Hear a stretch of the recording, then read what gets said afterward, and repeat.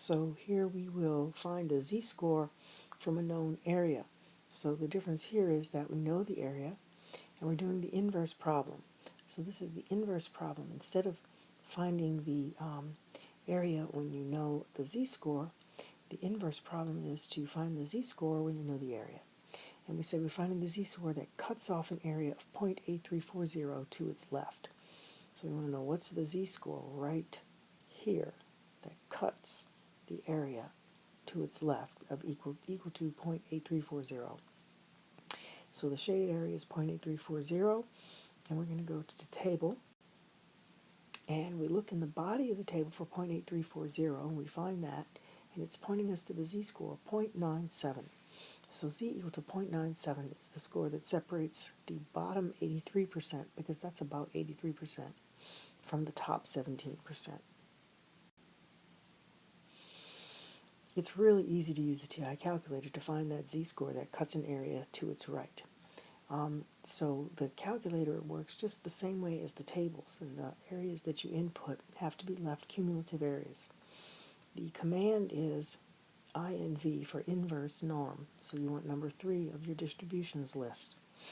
So to find the shaded area to the right, we need to know the shaded area to the left. The z-score here cuts both. It cuts that shaded area to its left, and it's the same z-score that cuts that shaded area to its right.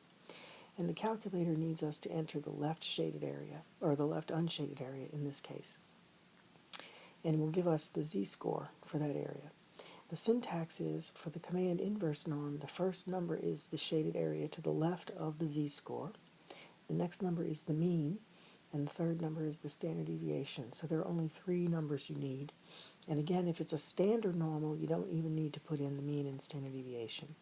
So in this case, we can just enter inverse norm 0.1660, and we'll get the z-score. Now this slide is just intended to show you different ways that you can enter numbers in the calculator and what the answers mean. So for example, if you enter inverse norm 0.1660, the z-score is negative 0.97. And so we're finding the z-score right here is negative 0.97. But if you enter inverse norm 0.8340, that means you're finding the z-score over here. And notice that that's positive 0.97. And so these two z-scores are just opposites, and that's because of the symmetry of the normal curve. So you could find, not meaning to confuse you, but you could find this answer if you wanted to by entering, this answer if you wanted to by entering this, and you could find this answer if you wanted to by entering this, because that one is the negative of that one.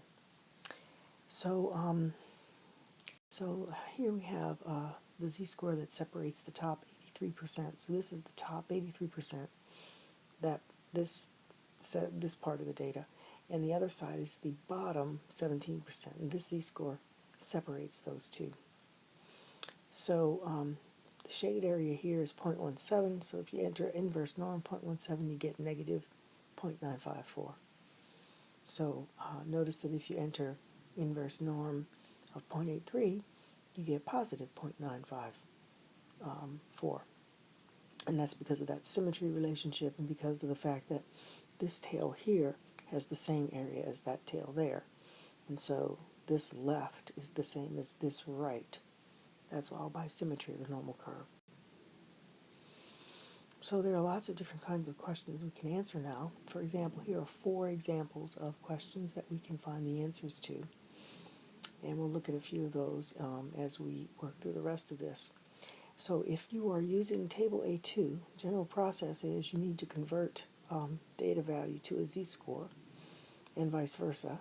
So this is how you convert a data value to a z-score. Again, if you're using table 2, you need to know how to convert a z-score to a data value, so vice versa. If you are using the TI calculator, then you just need to know the syntax for the command. Here's the command, normal CDF. You want lower bound, upper bound, mean, and standard deviation. If the lower bound is minus infinity, which means that you're going all the way to the left, in other words, you're just in the tail, then that means that you're going to use negative E99. If the upper bound is positive infinity, which means you're going to the right, so you're in the right tail, then the upper bound use E99. So let's examine this problem. A patient recently diagnosed with Alzheimer's disease takes a cognitive ability test. The patient scores a 45 on the test with a mean of 52 and a standard deviation of 5. So it's a normal distribution but not standard normal. What is this patient's percentile rank? The percentile rank is the z-score that separates, well, it's not the z-score. The z-score is what gives you the percentile ranking. So let's look at the solution. 45 is less than the mean, so your sketch should look like this. So make a sketch. The mean is 52, and the number we're looking at is 45, and that's less than 52, so there's our sketch. Now we find the z-score by using the conversion formula. So you follow this math right here, and you get that the z-score here is negative 1.4. Now, knowing the z-score, we can find the probability that a score is less than that. The probability that you're going to get a z-score less than that number is found in the table, negative 1.4, to be 0.0808. And you can convert that to a percent, so you get the percentile. The percent is 8%, and therefore it's P8. So P8 just means that you're at a spot where 8% of the area is below where you are. So even if you're using the TI for this, and you can easily use the TI for this, in fact, using the TI makes it much easier because you can just enter, the area value. So you just need to enter your parameters correctly, and you can find the area value. Here's the syntax. So it's unbounded on the left, so you use E99, negative E99. The mean of the distribution here is 45. The standard deviation is, actually this is a typo. So here's what it should say. I'm sorry, it isn't a typo. You have the lower bound and then the upper bound is 45. That's right, sorry. Upper bound is 45, and then the mean is 52, and the standard deviation is 5. Okay, so this is just another problem of the same type. So this problem, we have another patient that takes the same test. This patient scores a 54 on the test. So we want to know what percent of individuals receive a higher score. So draw a figure. Here's the figure. So our patient scores a 54, so that's a data value. So draw a vertical line here. We want to know what percent of individuals will receive a higher score. Well, that's the same thing as asking what's the area in the right tail. Same question. And so we want to find the area to the right of 54.